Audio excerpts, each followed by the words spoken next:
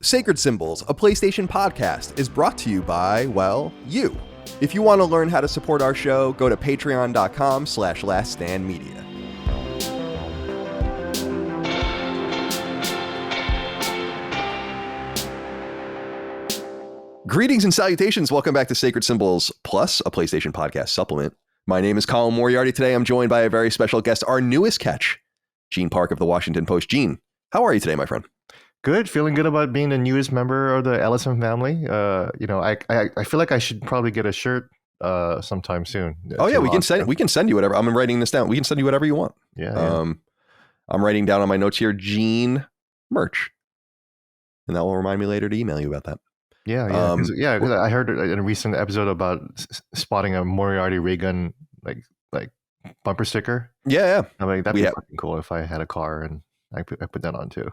Isn't it? I just think that kind of stuff is funny because it's all math. Like when you, there are however many stickers out there and then all these different interactions. And then so one day you'll see one. It's kind of like if you get into string theory and you read about how like technically this desk could fall through the floor, like it could happen. There is a mathematical reality where that does happen. Yeah. So hopefully we'll give you some merch. You'll go out there in Washington, D.C. and the surrounding environs and you'll be spotted. Yeah. You know, as a journalist, I can't really put any kind of like election bumper stickers like anywhere. Like I can't put up yard signs or anything. Like that's always been the case for decades.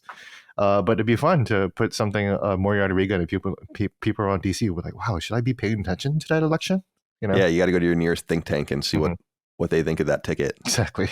Well, it's good to have you here, Gene, and it's good to be here with all of you guys out there.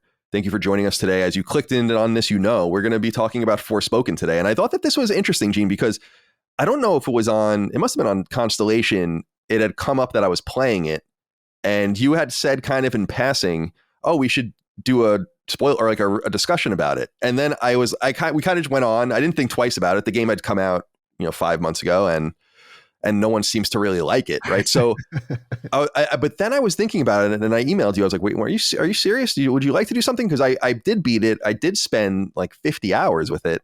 Wow. And I would like for that to count for something. We can now actually get a conversation out there about it. But it's funny, Gene, because I have a lot to say about this game. And I think it goes into this whole thing I'm exploring recently about the middle ground. Like everything's great or awful. Everything's good or bad. But actually, this game's kind of in the space between. And I think if this game is played by its appropriate audience, which is not a 38-year-old man, then I think that there's probably more to explore there. So I think there's a lot of interesting stuff here to discuss. But I wanted to ask you, Forspoken, did you play this for the post or did you like what was your experience with it? I reviewed it for the post. I gave it an 8 out of 10, which I actually kind of think it's a little too high. I would have probably been closer to like a 7, probably looking back at it, because it's not really a game that stays with you, and it's been out for 5 months. It hasn't really stayed with me at all. I'm kind of curious about the new DLC.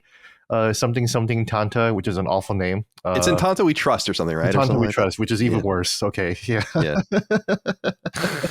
Like, first of all, Tanta is an awful word to say. Like, whoever, like, I was thinking about this. I was like playing Final Fantasy, and it's like, like, think about being a writer for something like this, and you have to like name stuff, and it's like, oh, this is going to be called Blackthorn, and this could be called Gwendolyn, Right. Oh, totally. It's and amazing. Forspoken is just like Tanta. It's like, okay.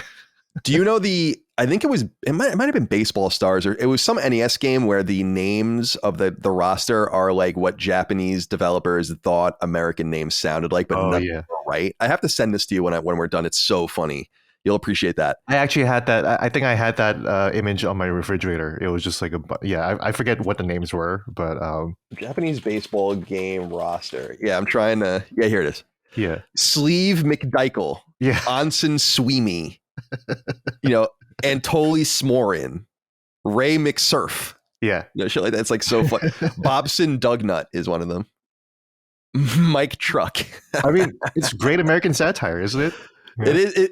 It totally is. But you wonder if it was authentically satire or if they were just almost in, when people make, and it is racist when people, pretend they're speaking Chinese or pretend they're speaking Japanese or Korean, but they're not saying anything at all. But you're saying kind of the syllables and everything. It's like maybe that's a little bit of reverse racism out of them. It's a little bit of a stereotyping of Americans. It's a little bit like that restaurant in Arrested Development when you go to the British corner of the city, and then there's a restaurant that is supposed to mock like what American diets are, and it's just like cheeseburgers and donuts at the same time.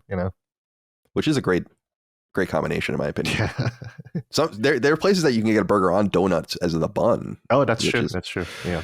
Which is nice. But let's get into this here. Because I all right, so you played it, you reviewed it, and I feel the same way. You said 7. I think probably I would give it a 6.5 if I was at IGN, something like that. Yeah. I think what I was intrigued by with this game was, my whole thing was, the more people talk shit about it, the more I was like, well, what is it about this game that's eliciting this level of furor? Like, why is it so bad?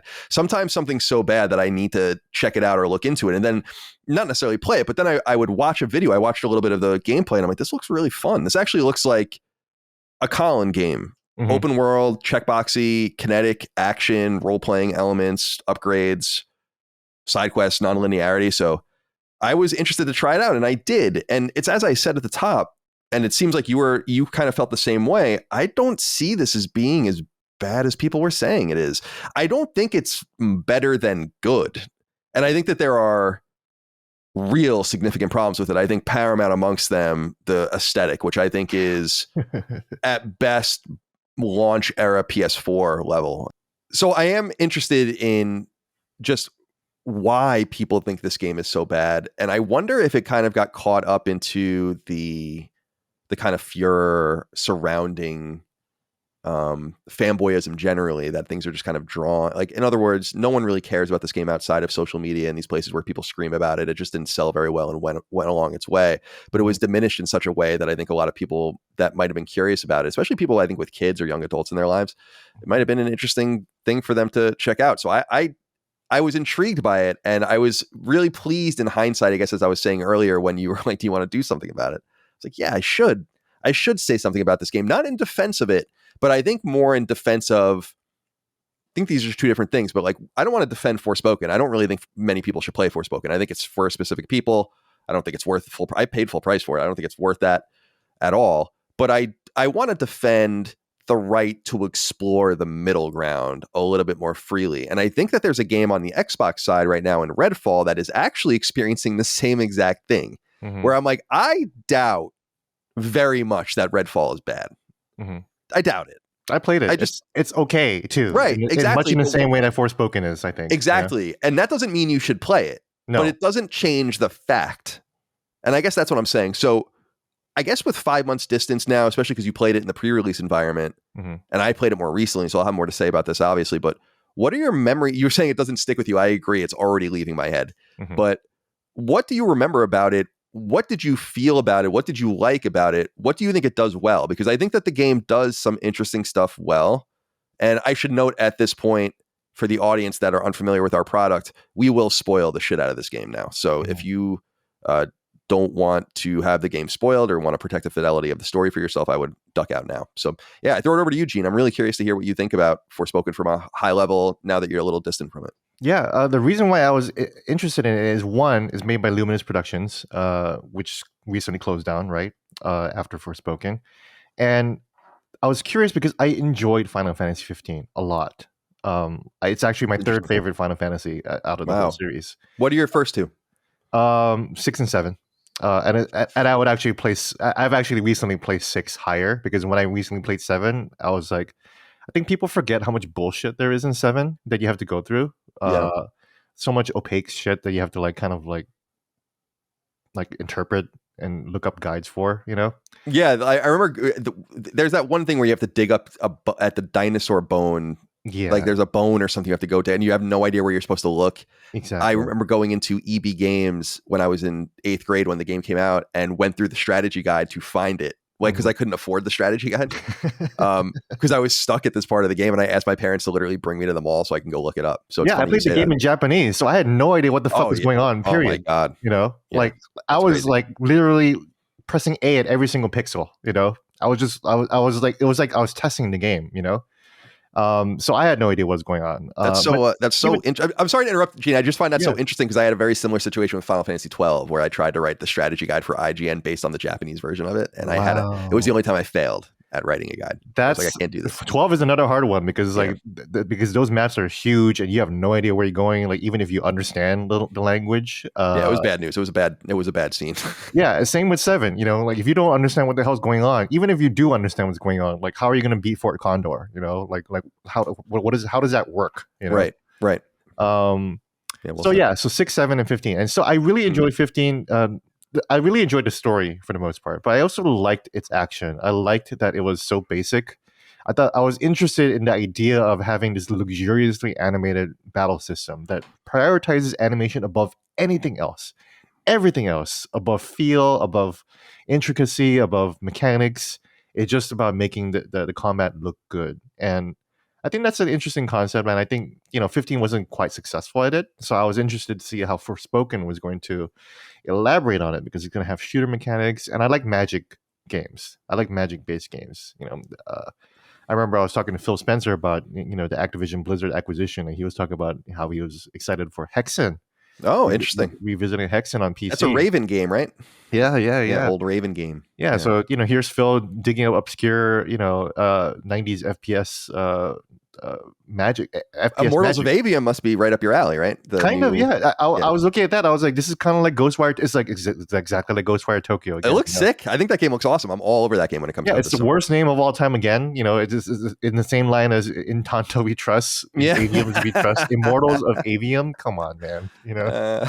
But when I saw the game, when I saw the trailer in the recent showcase, I was like, all right, that could be a game I check out, just like I checked out Ghostwire Tokyo, just like I checked out Forspoken, because I like the idea of, we play so many games with swords and guns, so it's cool to just be able to just conjure up spells and attacks out of your fingertips. And so I like the animation. Like, it's the same kind of animation that they had in Final Fantasy 15. They're using the Luminous engine, which I enjoyed in 15. So I was wondering what Forspoken was going to be like, and then the marketing hit, and I was like, oh no, I'm really going to have to like power through like the writing of this just to enjoy basically the core gameplay, which is combat and traversal, and I still enjoyed that. And we can talk more about the writing later, but that was what drew me first. The fact that it's a magic-based games, it was based on the Luminous engine, which I enjoyed in Final Fantasy 15, and I like the idea of having combat gameplay that really, really prioritizes how it looks over everything else. Yeah, it's interesting you say that, because I think that was the calling card of Luminous or engine originally. I was actually reading up about it. I was like, where did this come from? I was trying to think. It's Agni's Philosophy. That was the demo that they released at E3 2012. That's right. That showed off the Luminous engine the first time. Yeah. And it was running at 60 frames and all of this, and people were really interested in it. They released another demo before Final Fantasy 15 came out the year before, in 2015, which I forgot about, Witch Chapter 0, which was another Luminous engine demo. And I think that their entire idea was to replace their whole Crystal Tools thing that they had with Final Fantasy 13 specifically. And it's funny you said this about Final Fantasy 15, because my personal experience with it, and I won't speak deeply about it because I shouldn't, and I can, is that I was put off by it both times I played it so quickly that I never experienced more than a few hours of it. I don't know why. I don't know if it's me or the game. That's unknown. It's probably the game. The game is pretty off-putting. So it's just, I found it so weird. Like, I see them talking a lot about this in the media rounds for Final Fantasy 16, where it's like, well, what does Final Fantasy even mean? What is this? And I felt so distant from the meaning of Final Fantasy by that point that I felt like a game like 16, regardless of if it's good or bad, just by its subject matter, for the first time since 9, really, going back to that deep medieval aesthetic. And that, to me, I felt like they were so distant in Final Fantasy 15 from that in all ways, that it wasn't like 6 where it's steampunk, but everyone still kind of has swords, and obviously 4 much more old school, and 9 much more old school, or 7 where you don't really care because the rules seem broken. The first enemies you fight in 7 have machine guns. And so obviously they set up from the very beginning that it's a little bit surreal in that way. So yeah, 15, I'm so interested that you like that. We have to get, knowing that, it makes me want to go and play it so we can have a deeper conversation about it because I'm so intrigued by the very divisive nature of Final Fantasy 15. And I think that me going into this game was muddied by that more than it obviously would have been for you, because I was like, oh, Luminous, but as you were saying about the engine, and I guess this goes into gameplay a little bit, and I want to talk about gameplay, but we do agree certainly that the engine didn't scale very well in next gen, right? Like that, there's not. It's pretty bleak looking, and I don't mean from the post-apocalyptic setting. I just mean, what the hell is? I was looking at parts of this game being like, I don't understand how this is using the PS5 in any way. I don't understand why Sony is interested in this game. I don't understand why you're pushing this game as some sort of product that showcases the PS5 in any way, apart from what I would say is a pretty steady frame rate that does dip sometimes and quick travel, which is nice, but otherwise it doesn't use the PS5. So how do you feel like it's scaled to PS5? Were you disappointed in that respect? Yeah, immediately the only thing, probably one of the most memorable things about Forspoken is sadly the fucking ghoulish faces of the NPCs. Even the girl whose name I completely forget, who's kind of like you're a psychic or whatever. Oh yeah, I have her name. That's Auden. Auden, yeah, Auden, and like everyone, like Auden's a main character, right? She's a main driver of the plot. And she looks like she's straight out of the intro from Assassin's Creed 2 for Xbox 360. You say early PS4 feels generous, Yeah, I think that is generous, but yeah. It looks like Assassin's Creed 2, like when Ezio is like, still like a teenager, and like all those people look terrible in the NPCs, and these are like random NPCs. These are random Ubisoft NPCs. And one of the main characters of Forspoken looks like a random Ubisoft NPC from 2008 or 2007. Totally. Everyone looks pretty busted up. It's like, it's not that you want to judge the human aesthetic, but it's like, there's got to be more. It's just, even the main character looks fucked up all the time. I was looking at the beautiful art they have. Yes, first of all, that is true. And the second thing is that I was looking at the art, when she's like, she has her hand in front of her, I don't know if she's blowing something and it says Forspoken, and it's like, why doesn't it look anything like that? How did you fail so much? The joke, Micah was making the joke that like it's a Japanese team's rendition of a black woman, like they but I'm like, no, I just don't think it.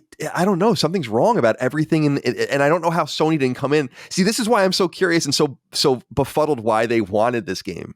I don't begrudge them making the game and making it a third-party game. That's the strangest part about it. But yeah, everyone looks fucked up. That's why the coolest looking characters are the Tantas, who have masks on or like have weird things going on that at least give them some sort of because the costume design is interesting, right? And Frey, the main character, her clothes are cool, like her little cape and her scarf, definitely, and she's wearing sneakers. I think that's a cool modern mage, look. And the Tantas themselves, the four goddesses of Athia, they're elaborately, they look like Final Fantasy characters, kind of, totally. So it's interesting, but yeah, they are masked, so you don't get to see it. And the other main character is your Cuff, who doesn't even have a face, Right, exactly. It's just a voice, and until you see him in his demonic form later, that's totally true. That threw me for a loop, actually, I gotta say. It was around that time, since we're deeper into spoiler territory, it was around that plot twist where I was like, okay, I'm actually enjoying the story now, Yeah, the story, and we'll get there. I really want to get into it. That I don't know. I don't know. I'm curious to see what you think of it. I wanted to ask you this before we moved on to gameplay, because I know you were talking about that earlier, and I wanted to make sure to connect to that. But Hajime Tabata, how do we feel about this man? He obviously wasn't involved in this game, at least much. He left Luminous in 2018, and he's very divisive. I mean, he directed Crisis Core, he directed Type 0, and obviously Final Fantasy 15, but was he missed here at all, do you think? I don't know. It's hard to tell, right? This feels like a game, and this goes for Final Fantasy 15 too, a game that I love, right?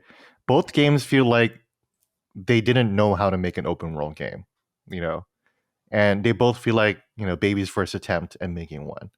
And Forspoken is a little bit more chiseled because it has a little bit more structure. 15 had like almost no structure whatsoever. It was, again, a very strange game where it's like, okay, you go here, and the side quests are just awful. Forspoken is just like one step above that, where it just has like the most basic open world stuff. So it's just very interesting how both games, gameplay wise, just don't have like a strong identity in terms of structure. So maybe that's Tabata's signature, because Crisis Core is also another game with like weird structure. Yeah, it is. It is. I actually love the structure of Crisis Core. I love really it too. Speaks to me. Yeah, we talked about this. Right, like, that's right. Yeah. It's because it's again a checklist, right? And it's like he's trying to translate that into like a wide open world 15, and it just didn't work, for the most part. And Forspoken just feels like they just really try to copy and paste the Ubisoft template, really. Down to the shitty looking NPCs, basically. Yeah, the shitty NPCs and the horrible UI. Yeah. Which is maybe the single worst part of the game, and we'll certainly get to that. But yeah, there's something about. It's funny because I'm such a surgical gamer in some way. I'm so OCD with the stuff that like why I play and what I enjoy about games, that Crisis Core is basically like the perfect game from a structural standpoint. It's like, yes, this is fucking perfect. Chapter based, you got a story, you got all these missions and all these upgrades and all these things. Doesn't really matter what you're doing. There's no time or urgency. It's my shit. So shout out to Tabata for that. But yeah, he definitely fell off later. Okay, so I want to talk to you, Gene, as we said earlier, about the gameplay. I think this is the truly appealing part of the game, so I think we should start with the very positive about it. It's not always perfect, but I really enjoyed playing this game. And this is the kind of open world I like. I was trying to explain, people are making fun of me, like, why were you playing this and not Zelda, for instance? Yeah. Like, there's so many reasons why that's true, or why I would play one over the other.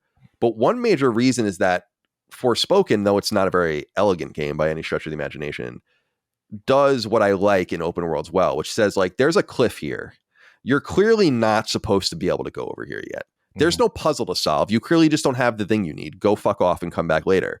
As opposed to saying, like, well, there's 7 different ways up this mountain if you can figure it out, and so Forspoken spoke to me, pardon the pun, in the sense that I like games that present not a bewildering challenge in any sense of the imagination, but rather just like, a non-linear set, but still a linear set of things that you can do, side quests to explore and all of that.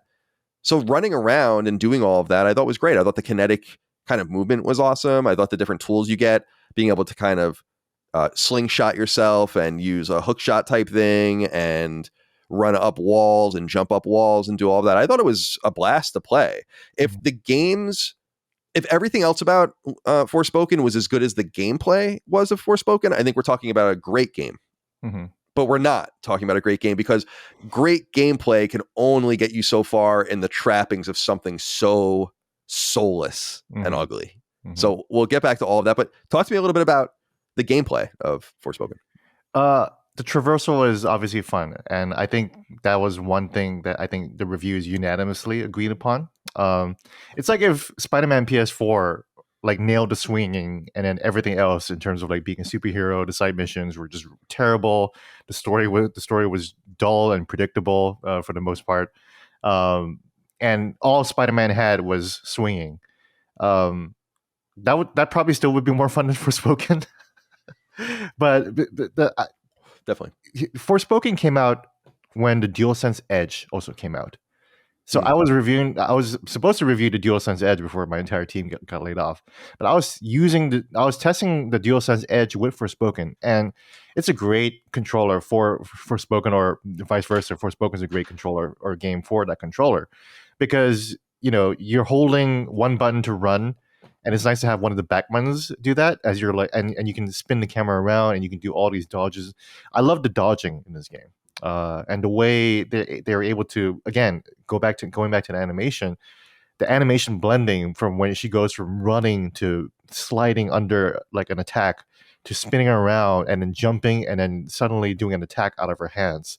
Like all of that moves so smoothly, and it's during those few seconds where everything feels really, really good in Forspoken. She can surf across the water. That's always fun too. And yeah, that was another cool power. Yeah, I loved that. Yeah, I think for me the structure was kind of a problem, and I mentioned this in my review that nobody read because nobody cares about Forspoken, in that the game was most fun towards the end when you had all the powers. It was really too bad that like I could only get like the ice surfing, the water surfing power, like like a halfway or a third of the way through. It was too bad that the fire Tanta gives you a melee attack after about like 5 or 6 hours in, and that could have been more fun to use at the beginning. Right, I agree.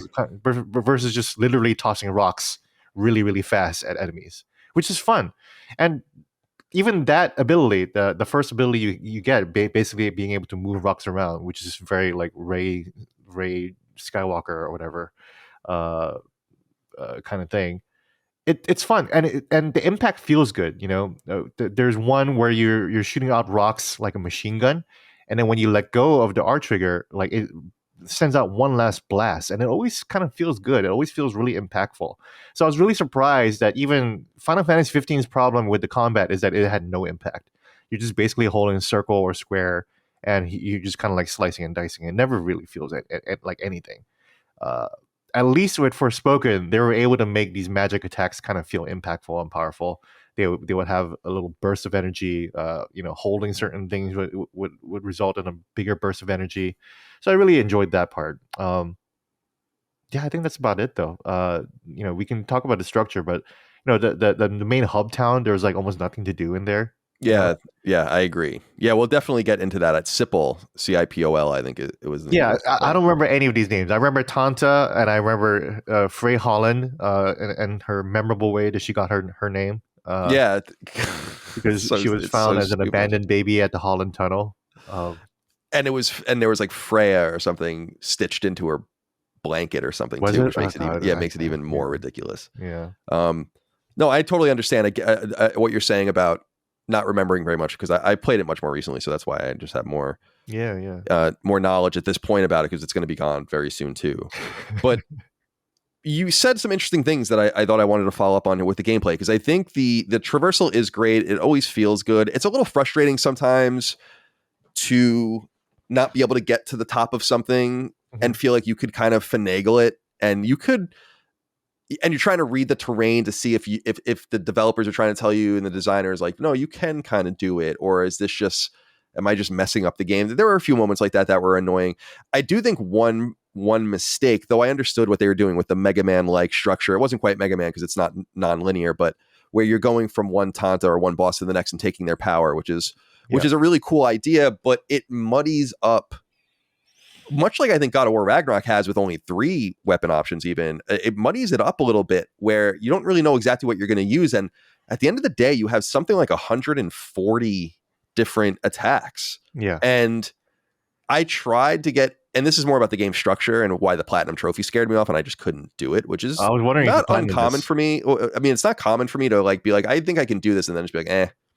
So, and that's not due to the gameplay. The gameplay is fine. It's due to the structure of the game. We can get into that later. But you're right. Like they introduce you to the combat with a distance weapon, a projectile weapon, and then they give you a blade, and then they give you a slower projectile weapon, and then they give you a faster but weaker projectile weapon. So, and then there are probably 35 skills grafted onto each one of these things, and you can upgrade all of them and all the rest. And there are little touches that I didn't notice, like you said, holding buttons down and pressing buttons down more firmly. It seemed like even on the triggers and stuff like that created different effects. I didn't even realize that until probably halfway through the game that you did that, because there's like a special attack you're building up and you can use, but if you hold the buttons down, it stays with you and you can use it over and over again. So I was actually making the game harder for myself than I thought it was. But I think this is a good example of giving the player too many options. That's true.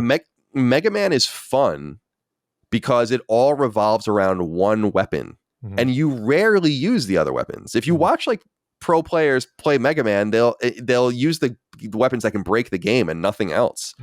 So I just feel like if Mega Man gave you 30 weapons, I don't think it would be as impactful as giving you 8 and saying like, here are 8 options, but you're using this main weapon. When you're mixing things up too much, I just don't know what you want from me.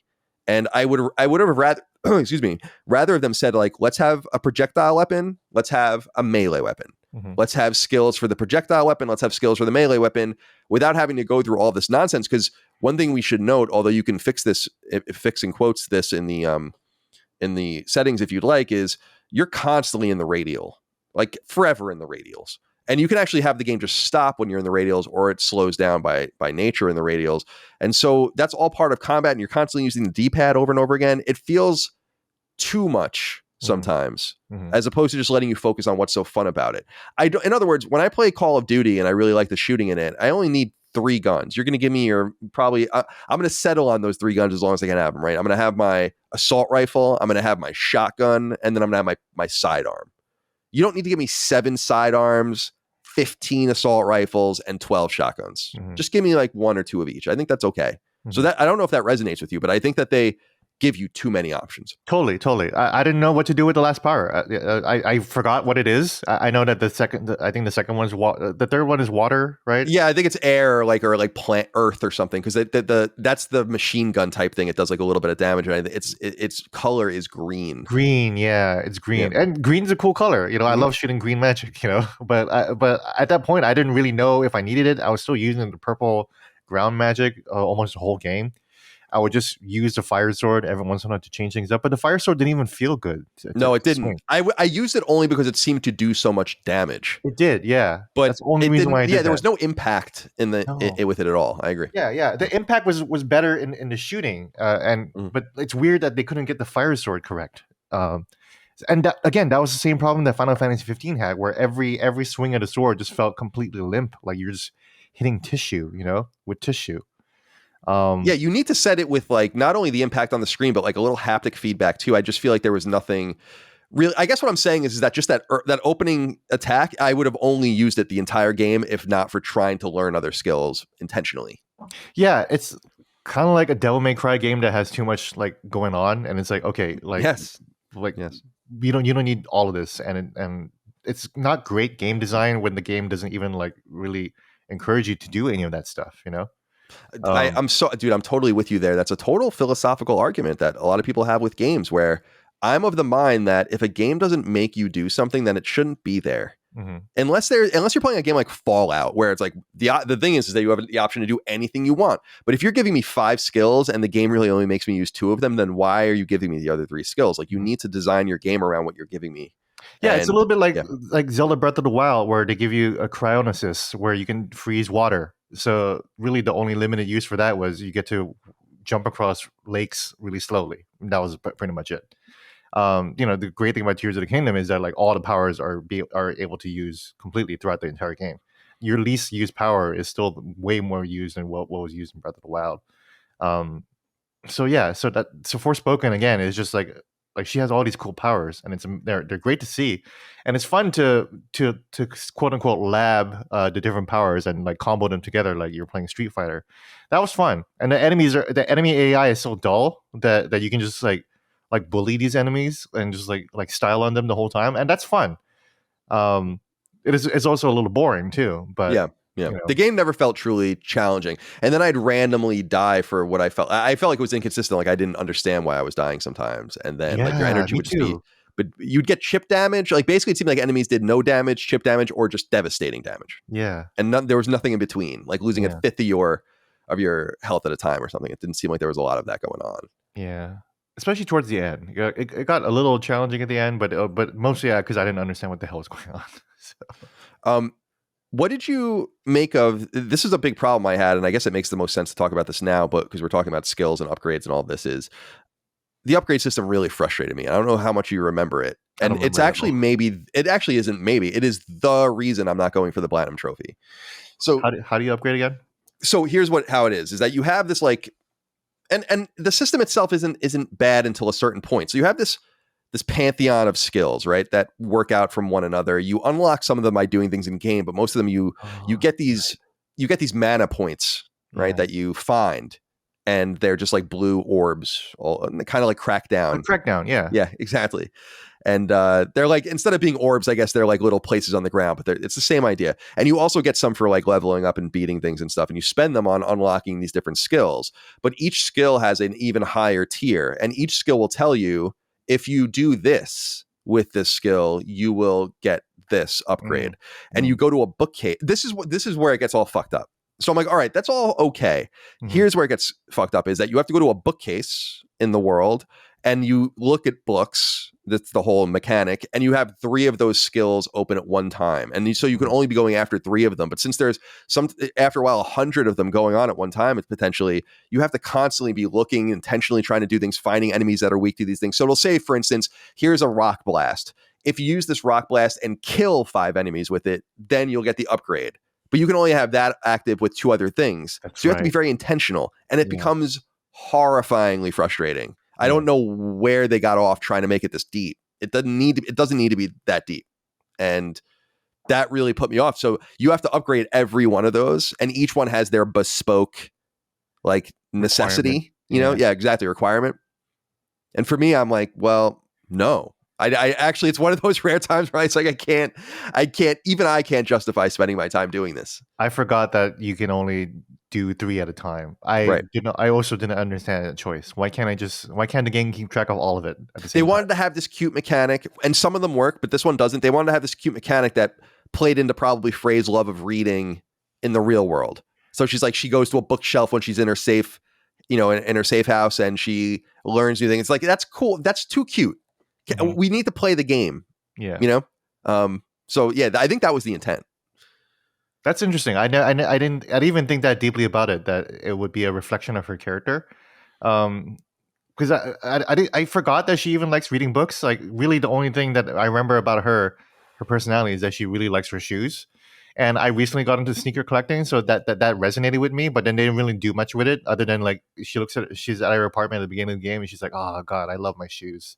Yeah, it's actually very it's actually so stupid when you think about it. Because I was thinking about the book thing. It's not even that she likes to read books. It's that they keep referencing Alice in Wonderland and her love of Alice in Wonderland, which is of course dips into the whole surreal isekai nature of this game. But yeah, it's so on the nose though. Fucking it is. Well, the whole shoe thing is like, I'm just a little surprised. You know, like the very uppity and angry at everything. Mainstream games media wasn't like, this is a racist portrayal of a black woman. Why does she like shoes? Or she lives in a fucking derelict apartment building with nice, the one thing I like about her background is her cat's name is Homer, and her girl cat's name is Homer. That's a great name for a girl cat. That's it. That's all I got to say. I love it. And by the way, I one of the cool things about the game, I like that there's cats everywhere in this game. The little cats that you collect, yeah. Yeah, and you follow. There's some of the side quests, like you follow them around. That felt like a very Crisis Core, although he's not involved. Like a very Crisis Core style side quest. Like you follow the cat to a hidden item, and it's like follow the black cat part 2. Like this. Yeah. Okay, I guess so. So yeah, there's because some of the other things, and I guess this goes into this too, that I wanted to ask you about is some of the. I like that they play up like her style. You get all these different cloaks and whatever, and like you said, her shoes, although you don't mess with that. One of the things that I think you don't mess with her shoes. Yeah, that is weird. Like, I agree with that. I don't know what that's all about either. One of the things that I thought was very cool though, Gene, and I remember saying this when I was on Sacred a few weeks ago, is that like, I like the whole nail mechanic. I didn't use it very much because they didn't do a good job of really fleshing it out very well. It reminds me of some needless upgrades in a game like God of War or something too. But I like the idea that she's actually not even into her nail. She says that in the game, but that there's like this tradition, I guess, there of doing weird things with your nails.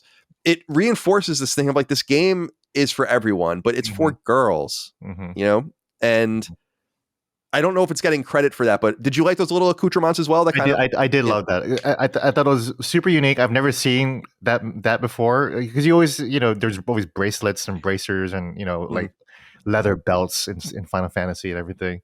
And that's always cool. And it was interesting that, this is back to your point. This is clearly if I was a girl, or if I liked painting on my nails, that would have been like the shit. And I still think it's really cool. It's super cool. Again, those are upgrades that felt really superfluous. Do you really need all these moves? Do you really need like plus 10 attack power when you're just kind of destroying everything anyways? But I definitely enjoyed the fact that the aesthetic of the nails too. That's why, again, it's really surprising that they made shoes so much of her personality, and they just like, oh, you're just wearing the one shoes now. That's it. That's the only pair of shoes in all of Athia. Well, it's interesting too that they do foreshadow it so intently, and they never take advantage of it. because the cat foreshadowing is obviously taken advantage of later. Yeah, the cat was cool, and the one thing, the one thing is that like Frey was always thinking about her cat throughout the whole journey. She was like, "Oh, I hope Homer's doing okay." I like that because like that's how I am too. Like even when I go to work, I'm just like, "I hope Jack's okay," you know. So that little detail, there's like small little details that really work, like in a sea of like just things that are just like weird and just like careless, you know. Yeah, and I think a lot of that comes through more to maybe the characterization, the story is a little weird, and I think the marketing around the game is a little weird. Although I don't know how you market a game to.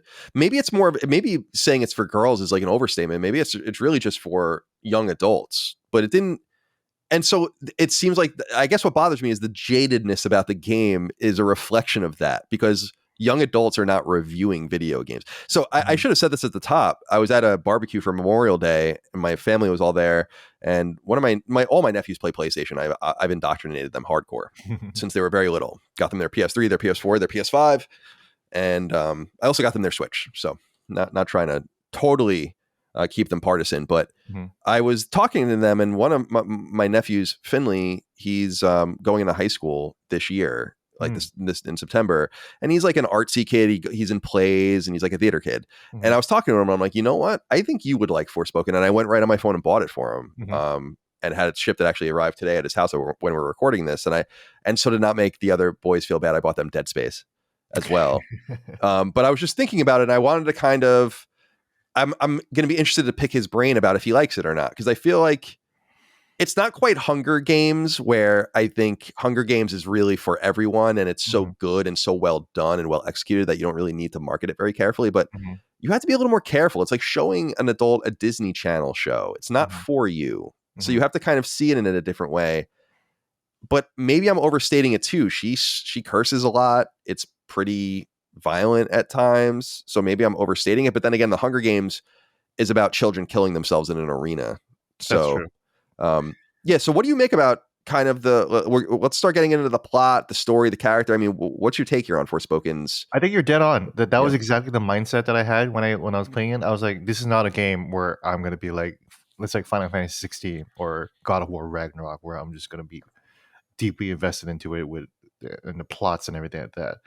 This is just a game about a power fantasy young girl who is extremely simple concept. The thing about Hunger Games comparison is that Hunger Games is a compelling concept.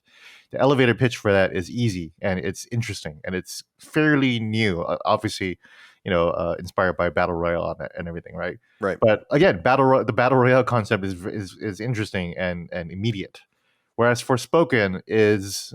She's in a magical. It's Alice in Wonderland, and it was so cringeworthy that they were so on the nose with it, because it's like we know that it's that trite, and you're only emphasizing how trite it is, you know. And so, yeah, that's why the marketing of this game was so bizarre, because it's just we have to talk about dialogue, right? About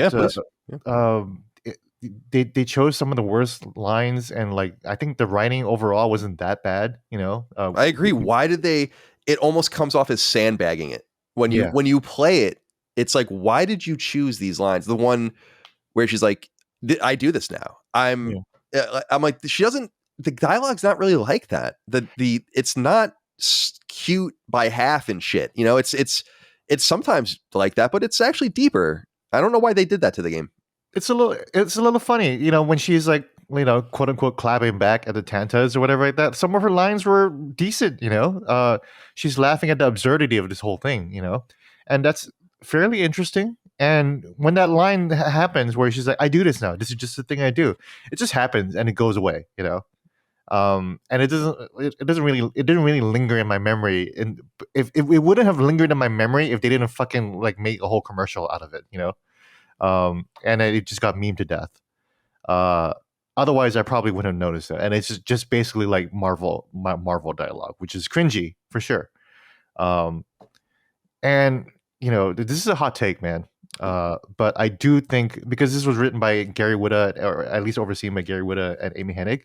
I never liked Gary Whitta's writing. I don't like Rogue One that much. We should do a Star Wars podcast one of Yeah, these we days. should. Rogue One's arguably the greatest Star Wars movie in my opinion. So I started to like Rogue One once I thought of it as like a Black Hawk Down in Star Wars. Yeah, it's a war movie. Yeah, it's a war movie. Once I thought of it as like less of a character movie, because it's a terrible character movie, right? But once I thought of it as a war movie like Black Hawk Down, which is a fucking amazing movie, then I was like, okay, now I can appreciate Rogue One for what it was. Yeah, and like Black Hawk Down, it's not so much about the individuals as it, although it is as much as about what they did or what happened, right? Exactly. The event is what. So like when we think back on the crashing of those helicopters, we think about the helicopters crashing, and when we think about the plans being stolen, we think about the plans being stolen. Yeah. I'm not talking about what is this character's motivation? Right, exactly. Crash or whatever that. No, it's like how the fuck are they gonna get out of this? You know, that's exactly. That's what it is. So once I shifted my thinking to that, then it was interesting. Sorry, but my take is that I think Amy Hennig is a little overrated too. And she hasn't really done anything in a while. So I would like to be disproven for that, you know. And Forspoken didn't do anything to disprove that notion that I have. Yeah, I mean, she's definitely been quiet for so long that it's hard to judge her now, like through a modern lens. I've always had a very friendly relationship with her. It's kind of like Jade Raymond and Haven. It's like Jade hasn't really done anything. You know, she was with Stadia and she was languishing there. So I don't know what to expect next from Amy or Jade. You know? Yeah, Watch Dogs I think would arguably be the last thing she created that was, or like produced that was new, like and actually came out. It's interesting because I wish that I didn't know that we were going to do the show and I beat it because there was something I noticed. I would have gone and gotten screenshots of it and looked, and unfortunately the game's not on Moby Games yet, so it's not been ingested, so I can't look. But there are 3 different writing credits. I think I don't know if you noticed that when you beat it, or if that's so. I think it's. I could have this wrong, but it's something like the premise, the whole original idea was Gary Whitta's. Yeah, it was then developed by Amy Hennig, and then Todd Stashwick, who's an old partner of Amy Hennig's, plus a newer writer, Allison Reimer, came in and actually wrote the game itself. So I think it's that order of operation. So I'd be interested to know. I'm not on friendly terms with Gary Whitta. I used to be, but I would ask him if I mean, not that we're unfriendly. I'm not comfortable enough just reaching out to him randomly. He used to be on our shows at Kind of Funny though, and he still is. But I would ask him something like, what does that mean? What was your idea? What came from you? Because he's been pretty open, I think, about Rogue One as far as like what was his. Yeah, but he hasn't said shit about Forspoken. Yeah, so, exactly. Yeah, like during the whole Forspoken marketing cycle or the launch cycle, he didn't talk about the game at all. Period. Yeah, he could have probably helped them out a little bit, maybe done them a kindness in that sense. A little bit. I was waiting to hear from him. You know, I was waiting to hear about it on Kind of Funny, but they just didn't ask about him at all or anything. Then I don't know. Well, because in the pre-release environment, because I know it was credited, like people were that was all known that he was involved somehow. But then in the wake of the game around the game coming out, maybe the wake of it releasing, it was like, nah, you didn't really have anything to do with it. But then I was surprised to see him in the credits. I mean, he is explicitly credited, so it would have been.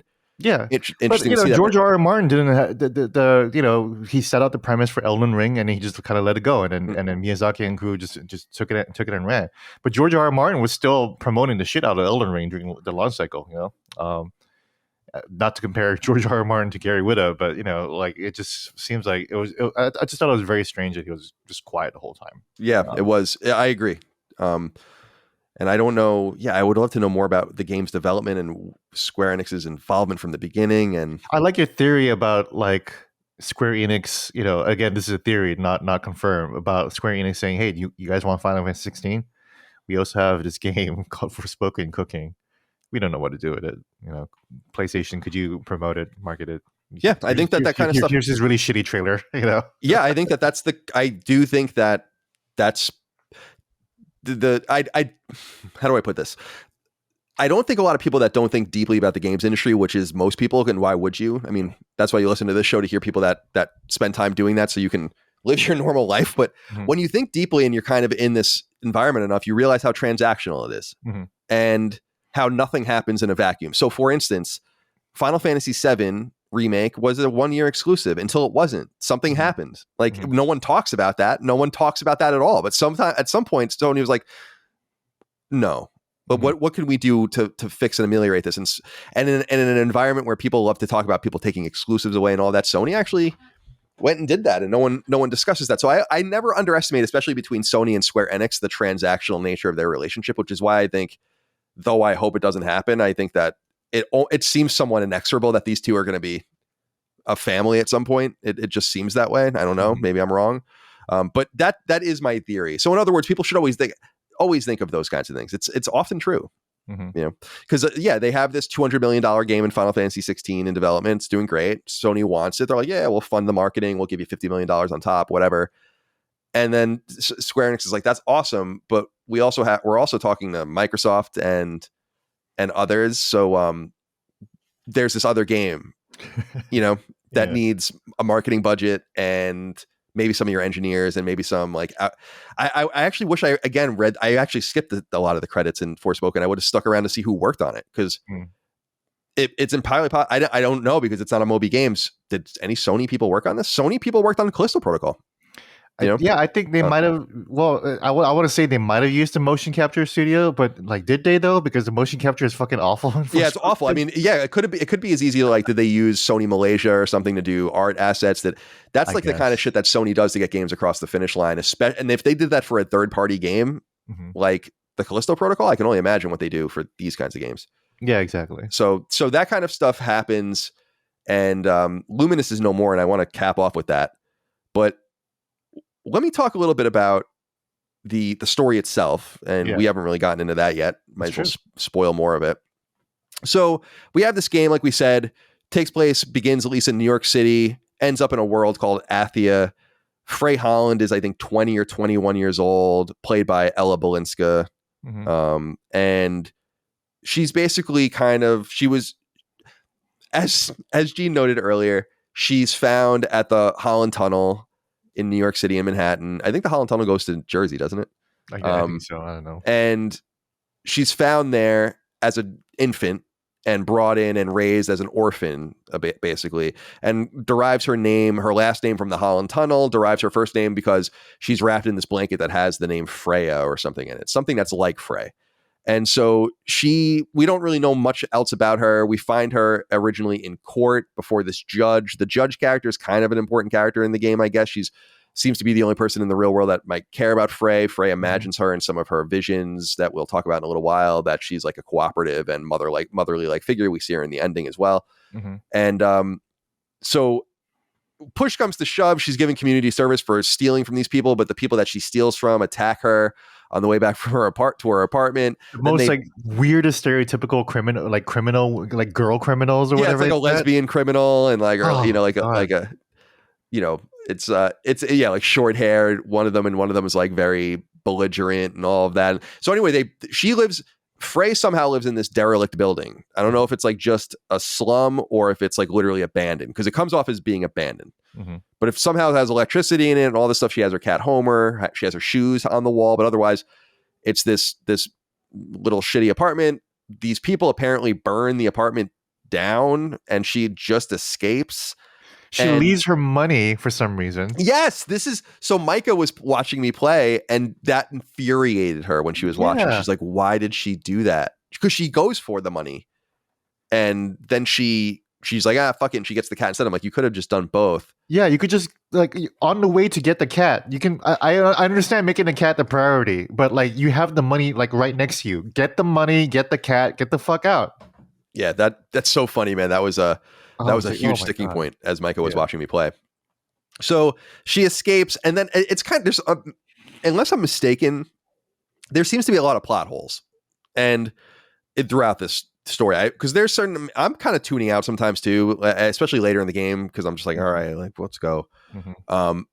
So I could be wrong, but anyway, she finds this bracelet or something, right? Or what happened? She was about to kill herself. That right? Yeah. Because her house got burned down and she lost her money. All she has is Homer. Right. She's against the dumpster. Yeah. Right, with the cat. Right. And then she gives the cat to the judge lady, and then she was basically gonna just jump from a sign or whatever, which probably wouldn't have fucking killed her anyways, Right, exactly, because there's that sign that she always sits on near the Holland Tunnel. That's a hotel sign or something. Right, you're right. And then at that point, she's brought into this other world, Athia. I guess this is where I think one of the plot holes is. It might be it probably certainly is in all the collectible documents and everything. I didn't read any of that shit, to be honest with you. I just wasn't I usually do like that stuff. A game like Control or something where I get lost in that stuff, like just totally lost in the weeds. That's what's interesting about those games. The difference between Control and Forspoken is that Control is awesome. So you have the patience. You're just not curious about anything because it's just so basic, you know? Exactly. And so you find yourself in this other world. She ultimately finds this bracelet that talks to her and is kind of stuck to her that she calls Cuff. I don't know why they had to come up that was maybe one of the weird creative decisions. Like you couldn't come up with anything else. Like Cuff is such an awful word to say. Yeah, exactly. You know? Like Tanta again. Like this game is just full of like bad words. Forspoken, first of all. Tanta and Cuff. Like these are just all like words that aren't fun to say, you know? Yeah, and I was looking up Forspoken, like the word Forspoken without the E, which is this game, and then Forspoken, which would be Fore spoken. And Forspoken in the game is like to bewitch or charm. But Forspoken is obviously to foretell or predict. I don't know if that double entendre was intended or not, but I wondered that. Because actually it's funny, again, when I was at the barbecue, and my mom, I think, was saying, overhearing, she's like, oh, Forspoken without an E or whatever. And I was like, yeah, I didn't really think about that. So I don't know if that was intended in some way as well, but she ultimately finds herself in this world. I think you're giving more thought than they did in terms of it's possible, because I think there is a big plot hole about the whole like portal. You ultimately later in the game find out that one of the Tantas is Frey's mom, that she came through this portal to the New York City. She has a relationship with a person you never know anything else about. And I again, this stuff might be in the documents. I don't know, but there's really not a lot of information online about this game either. So there's like no one's been interested to really like flesh this out. You know how there's like really granular Wikipedia pages for like BioShock or something? There's like no mysteries at all. Yeah, there's no fandom page for Forspoken. Yeah, as far as I can tell, there's really nothing. Wiki tree or whatever. You know, there's no Forspoken iceberg to crack. You know, right? Exactly. And I'm so fascinated by that, because if I had like an infinite time and more an inclination, like these are the kinds of games where I would do stuff like that, because no one else would ever do it, and it would probably go viral or be interesting to people just because someone went into the lore of Forspoken and actually broke it down. The only person to ever do it. But I look at all of so by the way, that's a plot hole. I don't know what the hell's going on there. We never know Frey's dad. Frey's mom, the Tanta, apparently has a relationship with a human male in the earthen world before going back and leaving the baby behind, so that that's right. Yeah, there's this evil demonic force that's going after the Tanta. So I don't know. The whole setup, it seems very forced. Do you give a shit? I mean, I kind of just wanted to play. So I just never really stuck around in fact, I was just kind of skipping things sometimes after a while. And not important conversations, but like those incidental conversations that you'd have. You'd press triangle. Yeah. The game would reframe everyone so that they could all be in their proper camera angles. And I don't care. And they're basically just telling you what to do or where to go. And it's just like, it's just logistics dialogue. That's what it is, right? The whole invading force of the Tanta, like where of that Cuff belongs to, like we don't know anything about that race at all. And it just kind of comes in at the last minute. So there's no like real like threat, I feel, you know, other than the threat is already there, which is like, you know, I forget what the word is. They call it the break. The break, yeah, which is like the blight in Zelda or whatever right there, or just like, you know, like black goo or whatever in the world. The break just felt very strange. I didn't know the nature of it. I don't understand his threat. It made Auden's dad kind of go nuts a little bit, and you know, like Auden's dad was a little interesting in the way he was like talking. He was just so detached from reality, but so that was interesting, but I couldn't really connect to it. You know, I didn't really feel for him. You know, it was cool to see Frey and Auden fight. I forget what it was about. Well, I do remember the fight being intense, and I was just like, "Ooh, I can't believe they went there." I think it's because what ends up happening. So for people that are listening that didn't play, which is probably a lot of you, Frey arrives in this world, Athia. Yeah, Athia is beleaguered by this break. Yeah, that is corrupting everything, and the humans all live in one city now. They've abandoned everything. Yeah, except the last city standing. Right, it's like this last like walled city where all the human survivors are, and everything else is gone to this break. And the break apparently happens because the four rulers, who are all women, again, feeding into the female nature of this game, I think, are the Tantas, and they're all benevolent. As I was reading in Wikipedia, they're described as being just totally benevolent, which is true, because that's how I read it too, until the Redig, which is the race that you had brought up earlier, which is Rheddig, appear, and they fight the Tanta. The Tanta kind of vanquish the Redig, but the Redig leaves some sort of demonic presence within each of them that corrupts them, and then they turn on their people, and the break kind of fucks everything up. And Susurrus, which is who, or Susurrus, or whatever his name is, which is what Cuff's name ultimately is, who's the demonic force, I guess, is the remnants of that demonic force. So I'm getting to why they were fighting. So people need to understand all of that to understand that there's a character that was brought up earlier, Robian, that he's called Break Bob by Frey, and Robian is Audin's dad. Break Bob is funny, I have to say. Yeah, going off Robian, and Break Bob, that's clever. She's totally, I agree. So 20 years prior, apparently, when the break was first starting, Robian is a scholar and was like researching it, and then got caught up in this tower and isolated from everyone, and has lived there alone for 20 years. So there's actually some cool elements there. So Frey goes and finds him, and that's actually a cool fight, because he's wearing like this huge monster. It's almost like The Village or something. That is cool. That movie. Yeah. He's wearing like a monster suit to scare her off, which is kind of neat. And they end up going back, and then I think she fights the first Tanta and then wants to leave. And I think that's when Auden and her fight, because she's like, I want to go back to Earth, but the Tantas are now retaliating because of her action of killing that one Tanta. That's right. And then Auden say, you're the only person who can navigate the break. That's what makes Frey unique, that she was able to travel through the break, and that's why she's able to get Break Bob and bring Auden's father back. And then, the tension is that Frey is selfish, because she's never been able to look out for herself. And then now, so I actually kind of sympathize with that, like she was already at the end of her rope, and then now she has to deal with all this shit too, like I totally sympathize with wanting to leave and just not wanting to stick around with all this nonsense, which it is nonsense, So it was interesting that even Frey didn't want to play the game, and so I felt sympathetic to that, at least. I did too. I mean, it makes a lot of sense. Like that's a hard life she's lived, like her entire life, and then you find yourself in this unusual situation. You're like, who cares? Like who? But I think that the whole Alice in Wonderland like overt reference was to indicate that she was more prepared than she had imagined. That like she had to tap into that ability to sustain herself in this wild and crazy environment that she finds herself in, no matter how badly she wants to break out of it. And I must give it up for some of the design of the game, because though I think the game is overall pretty ugly and old looking, the monster designs I think are pretty neat. You can actually go and look at them and study them. You can freeze the game and look at their weaknesses and all of that. And I think that there's some cool, it reminds me a little bit, it's really not the same at all aesthetically, but there's a Forspoken like aesthetic that is very telltale to the game, similar to how I felt about that game Scarlet Nexus. I don't know if you played that Bandai Namco game. Yeah, I did. I didn't finish it, but yeah. Where they had those like weird, they were like made of like plants and chairs and like weird shit like that. It was just, that's like, you see that, like that's Scarlet Nexus. I look at these monsters, and though I think the game's aesthetic overall is not very pleasing, I think that they did a pretty nice job with the design. It doesn't necessarily translate, but one of the little side activities you can do in the game is you can visit these little monster hallways, and they're all the fucking same.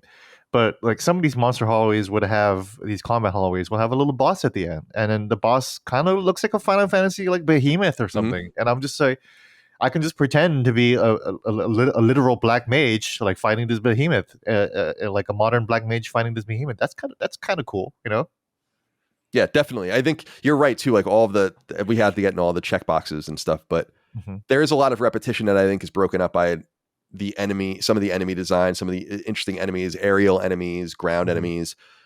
But as you said, not very clever enemies. The AI doesn't seem, I don't know if it's because they don't want you to get overwhelmed. You find yourself sometimes in these storms where the enemies keep coming in waves and you have to kind of survive. Yeah. And you're never really truly threatened. Yeah. At least I wasn't. It's like, it's not that hard. I died, but I would get my ass kicked more in a game like this, I think. I don't know. In other words, I don't know if they were trying to make it to tone the AI down to overcome the volume of enemies and maybe the inexact nature of the combat. The funny thing is that I died too, but I never felt like anything when I died. You know, like some of the greatest games is like when you fail, you're still having fun, like Halo, you know, or even Zelda. Whereas in this one, I failed. I was like, all right, well, time to do that again. You know? Yeah, there seems to be no penalty for dying other than just being kicked back. Yeah, and that's fine, but you're not even really worried about it happening. Yeah. I agree. The open world, what did you think about exploring it? I mean, you had kind of touched on it earlier, and I agree. The activities, I don't know.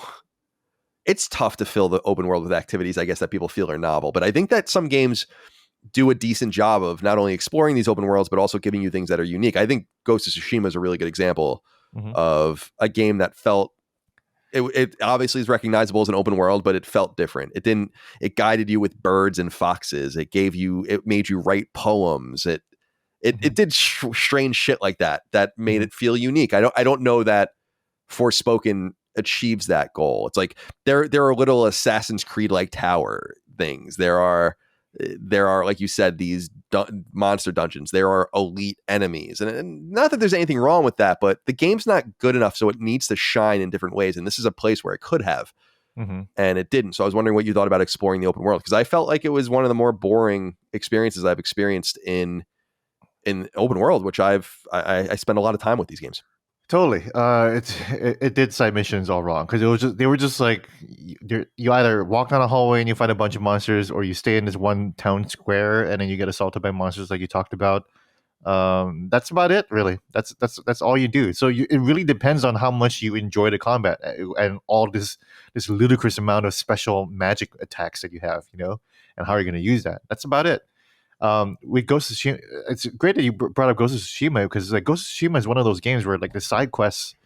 I almost wish Ghost of Tsushima was just a game about side quests. Like there was no main story. Like you're just a wandering Ronin, and that, like, once I beat the game, that's how I played the game as. Like I'm just, it's just this archive, or this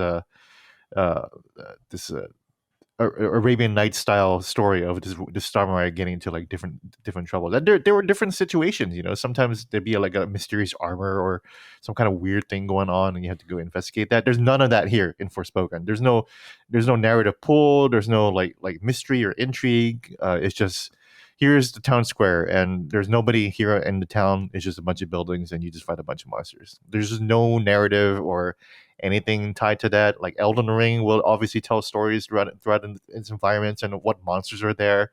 There's no real tie to the monsters and the locations. It all looked cool. I like the aesthetic of, like, you know, it's almost like Death Stranding, like where it's like a lot of greens and rocks and everything like that. That's always fun too.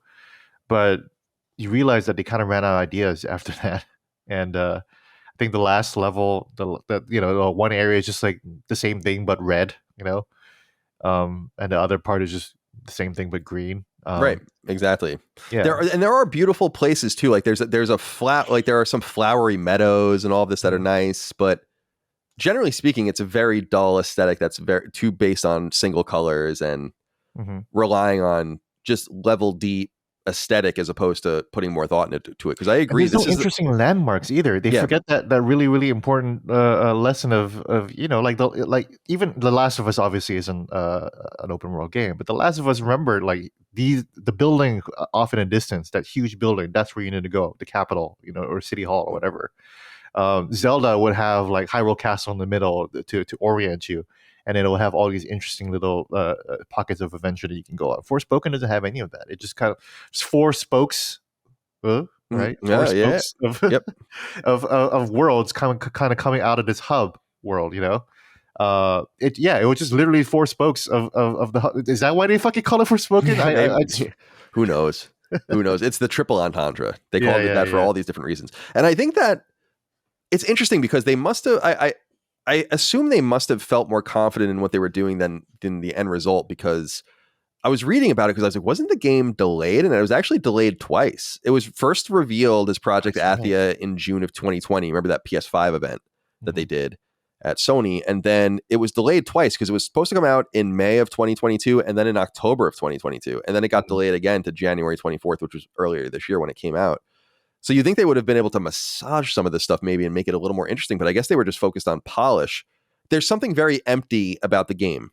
Mm-hmm. And that can be a positive thing. I've often said that Avalanche game Mad Max is a great example of a game that's just empty. Yeah, we haven't spoken about Mad. I fucking love Mad Max, dude. I fucking love that game. I'm surprised they haven't like re-released it or even revisited it. Avalanche obviously is busy, but that game was better than I think a lot of people gave it credit for. It came out the same day Metal Gear Solid 5 came out. It's exactly the same game. It's the same day as Phantom Pain, Overshadow. And granted, Phantom Pain is a better game overall, but Mad Max is like the ultimate like checkbox like open world game. Because it was very empty, but each area was unique though. That's the thing. Like when you go to a little like piece of shacks or like this pile of shacks or whatever, each area was designed uniquely. There wasn't any formula or template to it, you know. Even if you're just going around to get some water, you know. Whereas for Forspoken, it's all template. It's all template, you know. Definitely, and I think that Mad Max was able to take advantage of that because we understand Mad Max. It's all about destruction and water and desolation. There are cool things that are left behind that are probably not high effort in design, but make sense. So like you're going around finding people's pictures, right? And their artifacts and all that. I don't know. I remember playing that game and being like, this is how you do a game that doesn't have to have life in it, but that makes sense in a world all its own. I felt that way, although I never beat it about Everybody's Gone to the Rapture too, because that was the entire idea, was that it was supposed to be empty. It's supposed to be scary and lonely. But then there are games like this where you don't necessarily intend that, but it feels too arbitrary. Enemies just pop up, enemy mobs just pop up, weather pops up, all of that, but it just feels inorganic. There's such a big difference between open worlds that are done right and open worlds that are not done right. I would even think a game like Far Cry, which I love, is so much more elite than this. But of course, games like Ghost of Tsushima, of course, even games like Days Gone had vastly more interesting open worlds. So that's very true. And I didn't even finish Days Gone, but I think it helps you appreciate how much work goes into a fantasy game. Like I like your point about Mad Max, because there's a lot that doesn't take a whole lot of imagination to build up, you know, environmental storytelling there, because it relies on the familiar, right? So it makes me appreciate a large game like a Skyrim or an Elden Ring or a Final Fantasy, where they have all this lore tied to like different places and everything like that. And then you see a game like Forspoken that really, really couldn't fill out those blanks at all, you know? And it's just like, this is just a story about the Tantas and the Redig and the Break, and that's it. The cultures of the world, you know, like they try to do it, but it's not that interesting. Yeah, they try to do it through the Tantas like themselves. Like it's clear that these people have a love of justice, because one of the Tantas is based on like fairness, and the design's really cool. She holds the scale. She has like the that's hand cool over her eyes and stuff. It's really cool designs. So you're supposed to glean stuff from them, but that's all you can do. They don't do enough of the work to. And again, it's probably in documents you find in books and all of this, but this is what I was talking about Ken Levine, and why I think it's so important, why I think audio diaries, which he gives System Shock a lot of credit for, and which I think BioShock and BioShock Infinite revolutionized, is they're like, just listen while you play. It's a video game. You should really understand this. It's important for you to listen to it, but just go about your business while you're listening to it. That small design choice is everything. And when you bog people down and just make them read document after document after document, it's got to be really interesting. Like I said, control, or you got to do something else. And this game just doesn't do it. You know? Yeah, it's gonna be really, really interesting. Like Destiny, you know, like I fucking hate Destiny. I can't like stand like the lore of it, but at least it's deep enough and it's intricate and it's new stuff. Whereas Forspoken just doesn't have any of that. I wish it did.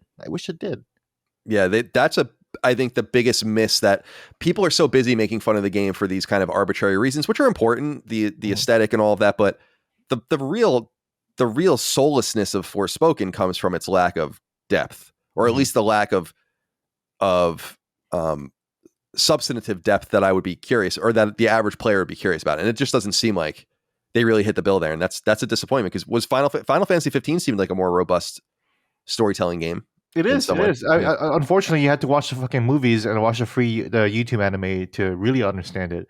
But once you did that, the world and the story is so much richer. You have a good understanding of the politics of the world, like where this person is doing, what that person is doing, what that kingdom is doing, what that city is doing. They had that whole city where all the women are doing work. That's interesting.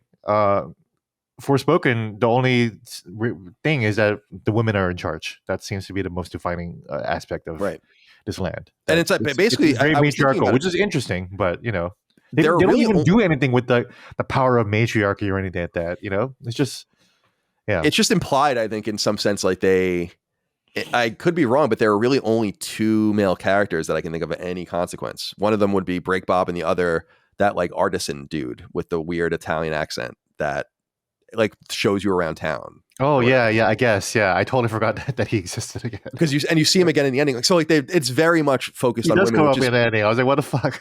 Yeah, it's like you wanted me to show you around this town. We're all dead and this place is boring, but we'll show you anyway. What else here?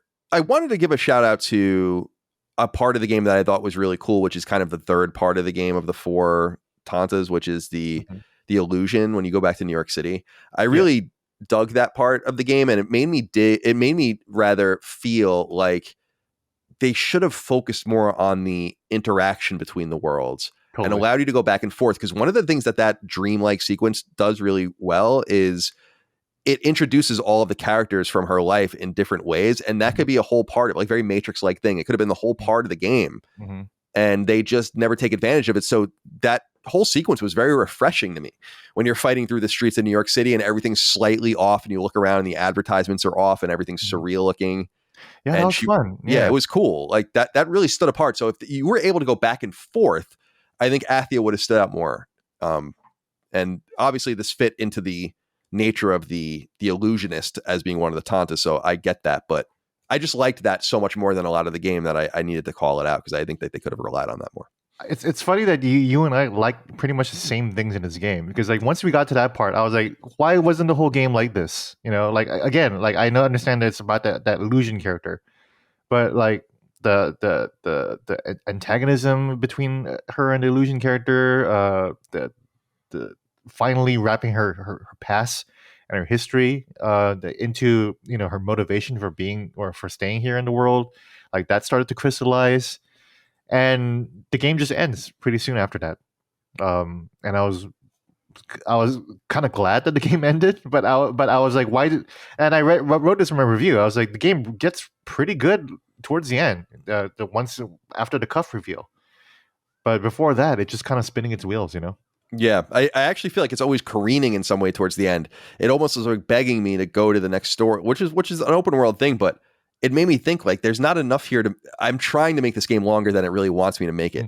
Even though it wants you to do all this stuff and has all this check boxes, it really suffers from a lack of true intent, which makes it no more to me than okay, and that's an important thing for me when I see an open world that I am not compelled by. I don't want to explore. A lot of this is, of course, aided and not aided in this game by bad UI. I wanted to kind of touch on this again. What did you think of the UI?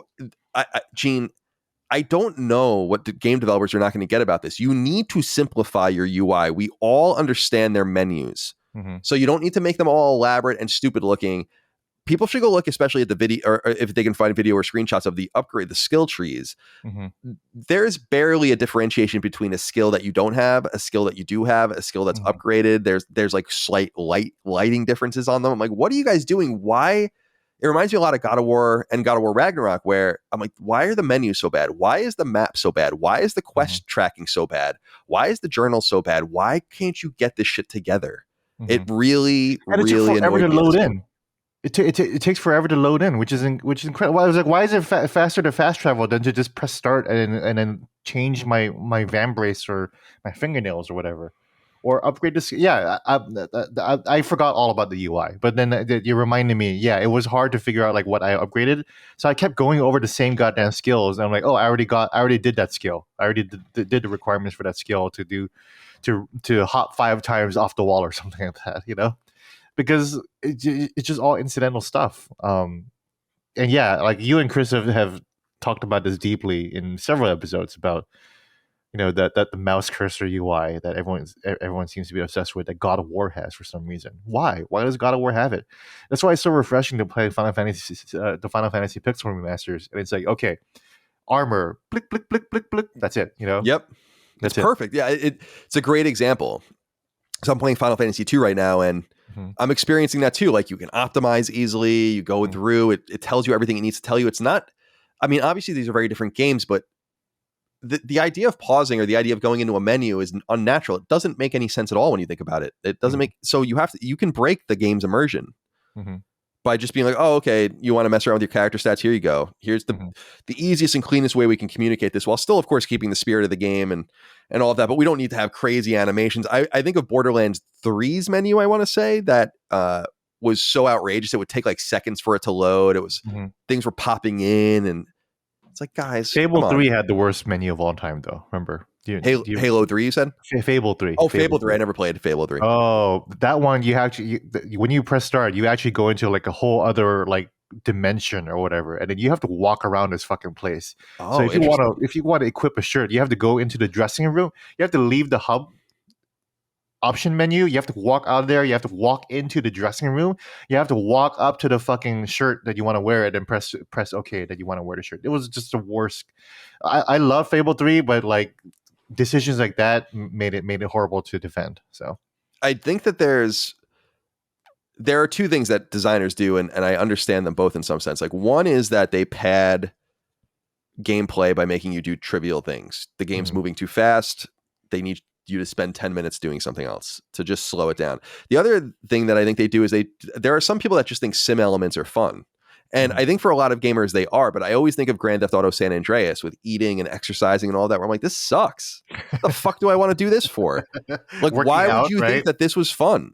Yeah, you had to work out in San Andreas too. Right, right, exactly. It's like there's nothing saying that this doesn't belong in some game or that some games can't take advantage of this, but don't you understand what you have? That this is not why people are here, as opposed to a more sim-oriented Red Dead Redemption 2, where it's like, yeah, go get your hair cut, go take a bath, do all that. It makes a little more sense, a little slower, it's a little less crazy. I don't know.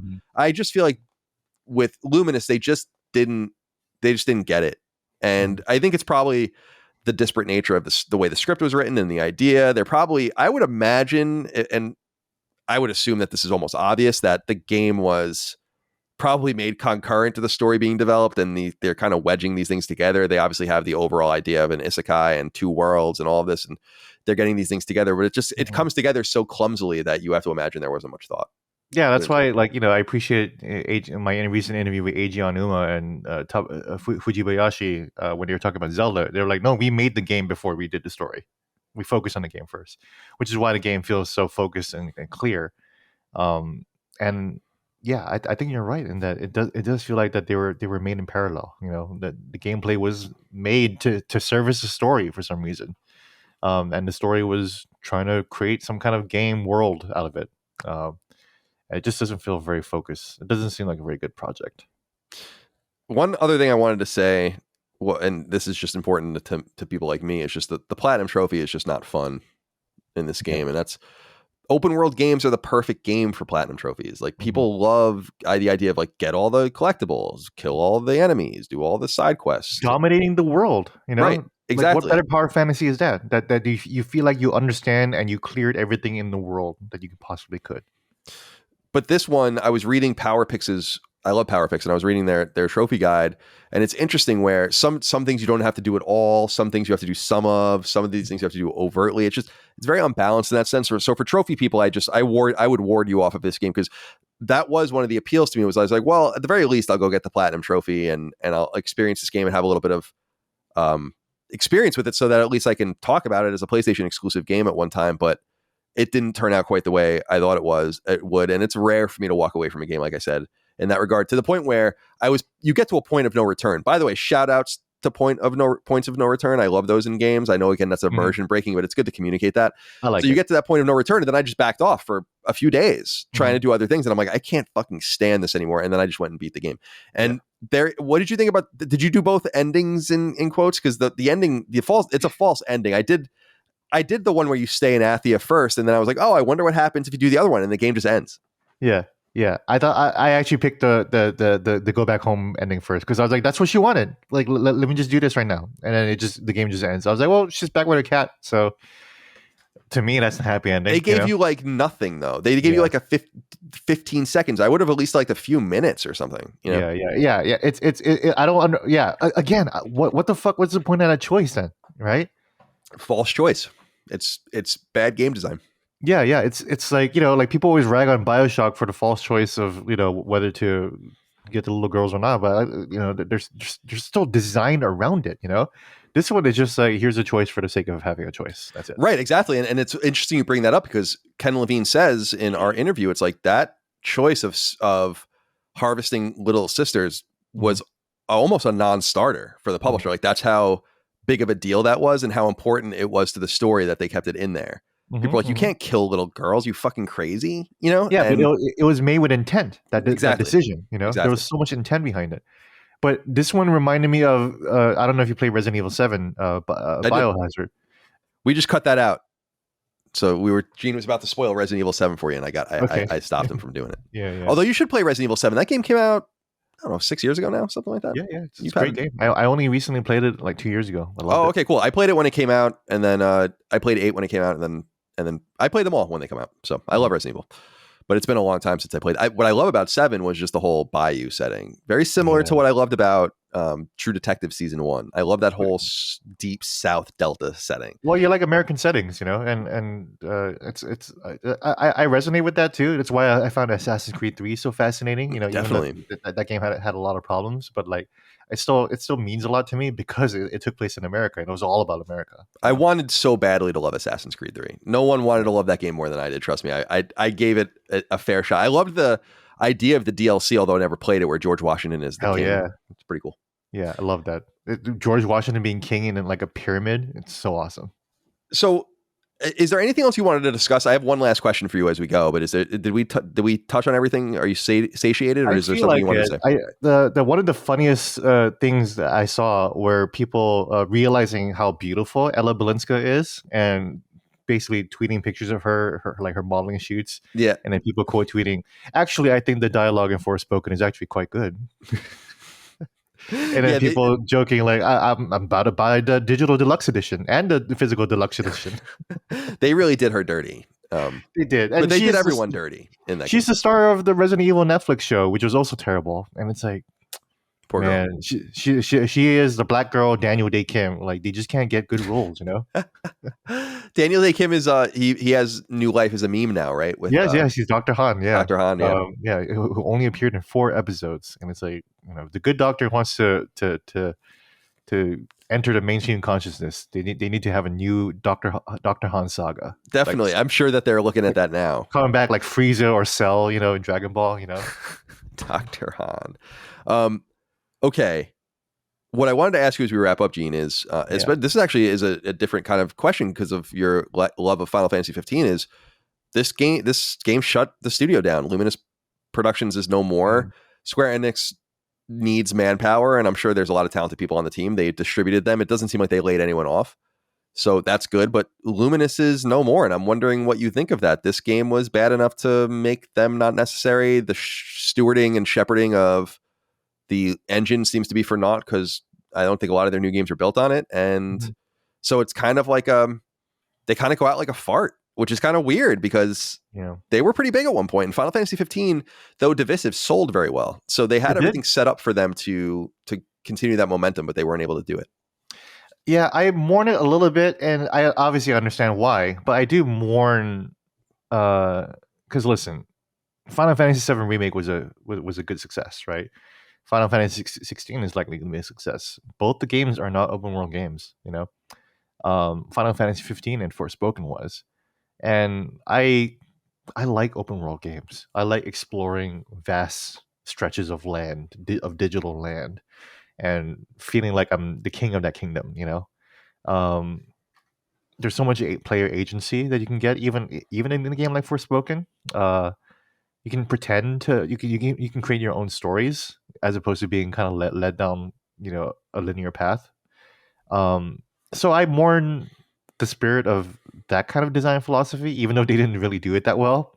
I wish they did, and I wish they figured it out, but they didn't.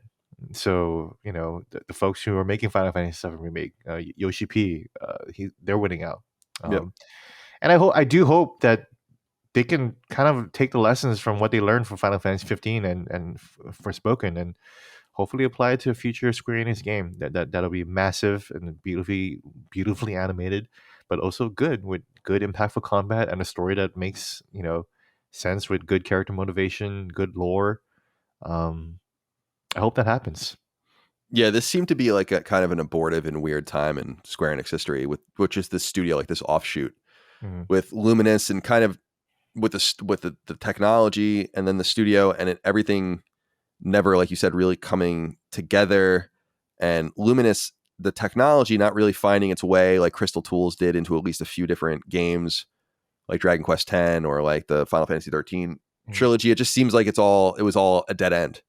And what they'll be remembered for, unfortunately for them, more than their original work, is actually their Final Fantasy entry, which will have all sorts of revision in the future, up and down. I'll be really interested to see what people think of it. Because the only Final Fantasy game that hasn't had true revision, in my opinion, is 6. I feel like people always thought 6 was the best. That never really stopped. But every game otherwise has had this period of revision. And I wonder what 15 will have as well. And they've always seemed to be in trouble. Like, Tabata left in 2018, but people have to remember that Final Fantasy 15 was supposed to have 4 DLC packs, and 3 of them were canceled. That's right. So they were always straight to Arden, Right, exactly. They were never able to get their shit together fully. And then this game being delayed, although I don't necessarily say that's a bad thing. First of all, I couldn't imagine what the shape the game was in if they didn't delay it. But the second thing is that it was made during COVID, and I kind of forgive them for that. So, which might have had a deleterious effect on it too. But lots of amazing games, including Zelda and others, were Elden Ring, and these other games were either made or finished during COVID. And I don't think that you can really use that as an excuse. So I do wish them the very best, and it's cool that Square Enix is absorbing them. But like you said, Yoshi P and Business Development Unit 3 or whatever, can you please give them a name? They seem to be winning out. Dude, I think it's so funny when it's like Square Enix and then they show the logo for that studio. It's like, you even went as far as to make a logo.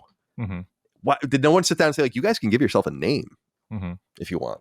No, like, no, we want to be Business Division Unit 3. Unit 3 or whatever. Yeah. It's got like a beautiful logo. Yeah, it was really like Nintendo. Like, where Nintendo doesn't even give their EAD division anything. They're just like, that's just a science branch, I guess. It's very like Pentagon, like, It totally is. Yeah. Like, to me, I like that Microsoft and Sony flex that stuff more. But I will say this, like, Square Enix hasn't had a lot of internal forays of a high quality in open worlds, and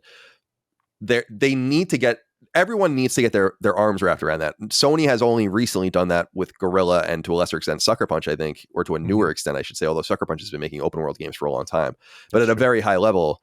Maybe only Infamous, since that's right. But Infamous, of course. Yeah, like I was gonna say, only since the PS3 era, and certainly since they were purchased after Infamous came out. But when you look at studios like Techland and Bethesda, and just everyone that's making CD Projekt Red, even Ubisoft, so on, yeah, and Ubisoft Montreal. Yeah, I mean, Ubisoft Montreal and Massive are 2 of the probably 5 greatest open world studios, and they're both owned by Ubisoft. So what can I say? Yeah, exactly. So they're the kings. Like, you have to. And they all do things differently. That's why I'm so interested in how Starfield is, because Bethesda's never been known for their fidelity. And if they could figure that out, then they're going to be the kings again. And so these half-rate efforts, while they're not bad and while it's fun to explore okay or false start efforts, they got to do a lot better than this. And I think that they realize that. Although when you see games like Foam Stars, you wonder, how much do they really learn? They're like, Square Enix is like, we published Babylon's Fall. No one gave a shit about it. We published Outriders, and the only reason we made money on it at all was because of Game Pass. And then we lost something like $50 million on it anyway. We, made all the Avengers and all these things. So now we're going to copy Splatoon. It's like, guys, you got to do what you do well. They're very peculiar. It's a strange company. I don't know who said this, but they, I think Broken Games HD said this or whatever. I forget his name, but he said Square Enix needs to like make less games, because they're becoming like Ubisoft like in terms of like their output.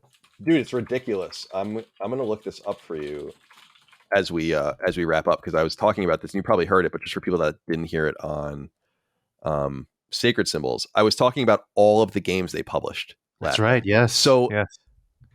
starting in September of 2013 or September 13th, 2022. Okay, so September 13th, Voice of Cards, The Beast of Burden. Mm-hmm. September 16th, Various Day Life. September 22nd, The Dialfield Chronicle. September 29th, Valkyrie Profile Lenneth and Valkyrie Elysium. October 6th, Nier Automata to Switch. October 13th, Triangle Strategy to PC. October 27th, Star Ocean The Divine Force. November 4th, Harvestella. November 11th, Valkyrie Elysium and Tactics Ogre. Romancing Saga comes December 1st. Dragon Quest Treasures, December 9th. Crisis Core, December 13th. Forspoken, January 24th. Theater Rhythm Final Bar Line, February 16th. Octopath Traveler, February 24th. Paranorma Site, which came to PC and Switch, March 9th. Final Fantasy Pixel Remaster, April 19th. And Live Alive, April 27th. That's all the games they've released in the last 8 months. Yeah, I remember you saying this, and you made the point. That's all the same audience. You know, the audience for Valkyrie Dialfield Chronicles is the same as Valkyrie blah blah blah, and then like same for Theater Rhythm, same for FF Pixel Remasters. Like we're all supposed to be buying those games, but we can't because there's too many. Yeah, no, it's exactly right. And there's no time. And by the time there's time, then the other games come out. They don't, because it's so funny when you look at this. I'm just looking at the Wikipedia page. So they only have 2 announced games now coming out. One is Final Fantasy 16, or with a date anyway that they're going to publish. And the other is Dragon Quest, The Adventures of Dai Infinity Strash, which just was dated for September 28th. And we know other games are coming out, but those are the only 2 games with dates. It's like, guys, why didn't you hold any of these games? Was it really that urgent to get the Dialfield Chronicle out? Was that like really burning you guys up? I don't know. It's very, very strange. That's why I always read between the lines. I'm like, there's got to be some sort of intention. And my assumption was that they needed to sell them all in their fiscal year. That would have ended March 31st. Yeah. Square Enix is an interesting company. You know, like they're one of the first companies to really kind of like delve into the metaverse type stuff. I think a lot of people don't really know that or forget about that. But you know, with the old Shinra Technologies company that they had. That's right. You know. Yeah, it's very. When you're naming a company after the bad guys in Final Fantasy VII, it's probably generally a weird look for you. Yeah. Although, shout out to Shinra, of course, they gave us the Turks, and they're some of the greatest villains ever. Oh, so. For sure. Well, my friend Gene, that was fun. Almost 100-minute conversation, nearly about Forspoken. Glad we got it off our chest. Me too. I mean, closing thoughts. I mean, what are your closing thoughts here? Where do we leave it? I don't know where to leave it. I think. One thing, I like the game enough that I might consider getting it on physical. You know, interesting. But I'm not gonna get it. I think it's like $44 right now, and that's way too expensive. Like I need it to be like $15. Yeah, most, I paid $40, I think, on Amazon or something like that. So yeah. I think it's still too much. Apparently, I missed a sale. Like it was on sale, and then when I went and bought it, it was back up. So I was just like, fuck it. And I love Square Enix. I don't mind giving them my $70, but it is categorically not worth $70. It's not worth. Yeah. No matter how much. And we didn't even say that many nice things about it. I felt like we were a little bit more down on it than I expected. But I feel like criticism is just that, right? Like that's why it's funny you say that. Like I'm trying to think about how we can frame these conversations moving forward. And the one thing I was thinking of, Gene, was it's like, let's go into the conversations talking about everything we think is great. Everything we think is good, everything we think is mediocre or like poor or whatever, and then everything we think is bad. That way you touch on all those different things, because I think it always does gravitate towards the criticism. It comes full circle to your original point when we started this episode, where it's we're talking about the gray, you know, we're talking about the middle, you know, enough of the outrage and the binary, you know, this is amazing or this is the worst thing ever, you know. I like this better than Redfall. You know, Redfall bored the shit out of me. You know, at least I finished this. You know? Right. Fair enough. I agree. I that's why I want to encourage everyone. That's exactly what I felt about the PlayStation showcase too. And I'll talk more about this on Sacred Symbols. But I was like, wow, I'm really surprised by how down everyone is. It's like you would think that PlayStation's been beating us for years, like, and just like, you know, bloodying us, and we get nothing, and there's nothing there. It's like not everything is horrible or bad or just amazing and the best thing ever. There's a lot of impatience for content these days. You know, I think that's what's powering the whole like AI thing. It's like, oh, I could just make new content just by typing it in ChatGPT, and I just have new stuff to absorb into my eyeballs. It's interesting. The people seem so impatient and I get that. It's been a while since PlayStation has had a showcase, one, and two, we don't really know what the future of the PS5 might look like.